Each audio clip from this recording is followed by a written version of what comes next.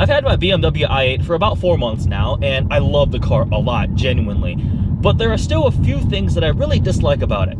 First of all is the feature spec that it comes with. So a lot of the stuff was standard on this car. I have the pre-collision warning, the heated seats, heads-up display. That is all standard on the vehicle. But there are some things that you couldn't even get, which really don't make any sense to me. For example, there are things that you kind of assume a luxury car will come with, but this car does not have, despite its over $140,000 sticker price. Memory seats. I don't have memory seats. I don't know why I don't have memory seats. Power seats, yes, but not memory. Second off, there is no blind spot warning. That one really confuses me because I have all these sensors and cameras for my 360 view, for parking sensors. Why didn't they just put a little light on for blind spot? Because, like, I'm pretty sure all the sensors are there. It's not really a weight hit. I mean, just adding a little light. Maybe there's some complexity that they couldn't add it in. But the thing is, lower level BMWs have it. Lower level, every car pretty much has it now, or it's available on the vehicle. Again, this was BMW's top of the line flagship to kind of show off the technology they can do. But they neglected to add blind spot warning, so that kind of bugs me. Another feature that's missing that it should have, adaptive cruise control. Again, it has all the sensors, the cameras. Why can't you just add adaptive cruise? I mean, lower level vehicles have adaptive cruise control. There's just a few features like that which you kind of assume a luxury car will have. I mean, I do have the heated seats and the Bluetooth and everything like that, but those really bug me, especially the blind spot warning, because it's kind of a safety feature that you like to have. Next up, the fact that the windows don't go all the way down. You put them down and they just sort of stop. The first time I got in the car, I was like, is it broken?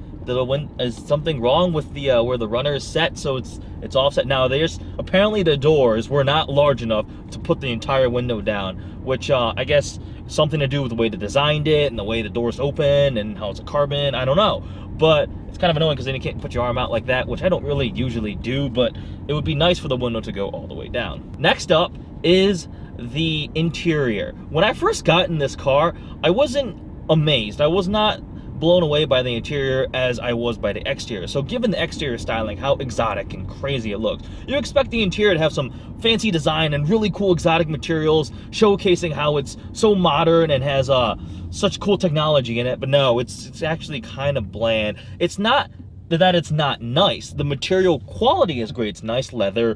The plastics are all very high quality plastics, and the design is all right. It just doesn't feel that special. A lot of parts are shared with lesser BMWs. I mean, the shifter is the same thing as in like any 5 Series or 3 Series. Same iDrive rotary knob. The climate control is all the same. It just did not impress me as much as I thought it would. It doesn't seem to fit a $150,000 car.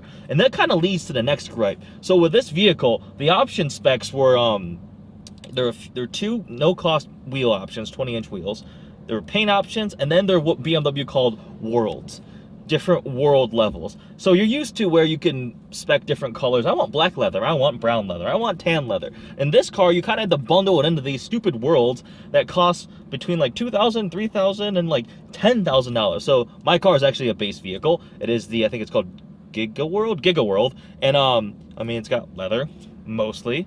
It's got black seat belts. You upgrade, you spend an extra couple thousand, you get a little more leather, and I think it's a different color, and you get blue seat belts. So that's worth a couple thousand. And then the worst part is you spend $10,000 for pure impulse world, and you get blue seat belts, a lot of leather, a fancy headliner, and you get a little card that kind of says, first of all, you're an idiot for paying 10 grand for more leather, and a little card.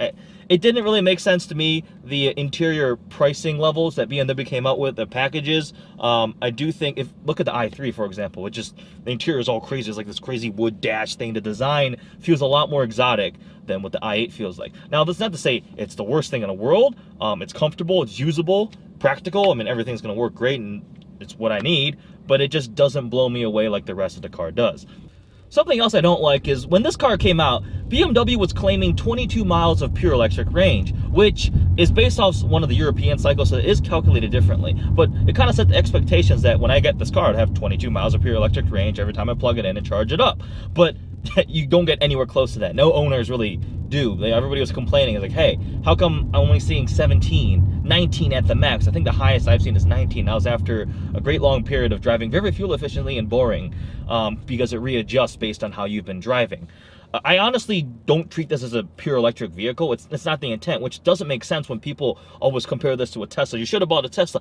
Tesla is a sedan, pure electric, a lot more range. It's just not the same type of vehicle. This is a performance hybrid where it is utilizing the electric motors and batteries to kind of allow you to drive in the pure electric mode, but it's also helping to boost efficiency and performance with the gas engine in the back.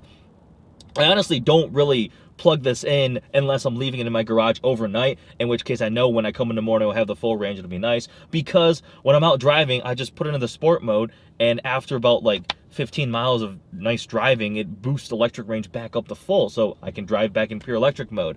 But again, it's just kind of stupid that BMW made all these claims about the efficiency of the combined fuel economy and all this stuff, and the MPG equivalent and everything. I remember seeing numbers as high as 135 MPGe being advertised, but the car fell short, and that just kind of seems lame, because then you're sort of disappointed when they are advertising higher and it don't meet those expectations.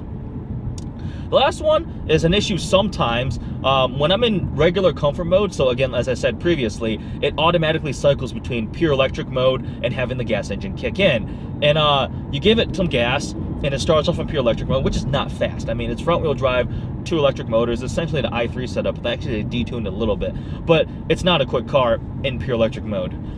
And then, let's just say you want to go really fast. There's a car coming, you got to get out of the intersection and give it more gas. There's sometimes this hesitation before the gas engine kicks in, whereas, oh shoot, I need more power, fire up the gas engine, and the gas engine has been just off. So they got to fire it up, and then give you the power, then you get this big surge ahead. And I've had a couple times where I got a little scary, because I'm like, giving it gas, and it's not getting faster. I'm like, what's going on? And then the gas engine kicks in and it goes. So I think that is a lot of, there's complexity. You have 2 different transmissions, you have 2 different power plants driving 4 wheels.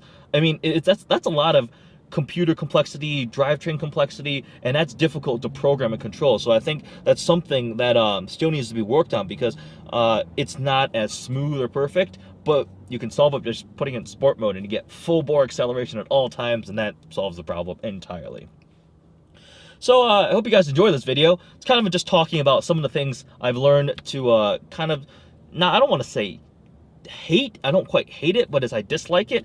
Actually, yeah, I hate some of the things that it does. But anyways, overall, I love this car. It is brilliant. The technology it showcases, the way it looks, the way it drives, it is awesome. But no car is perfect. It has some downsides. Some of these things are kind of serious and don't make any sense why the car does this, but still love it. So I hope you guys enjoy this video. Like always, please browse our channel and subscribe. Check us out on Instagram and Facebook at Vehicle Virgins. Look forward to seeing you next video. The last thing I hate about my car is, for some reason, every single time I park it, the doors just sort of automatically open. That's why there's no pictures of it or videos with the doors closed.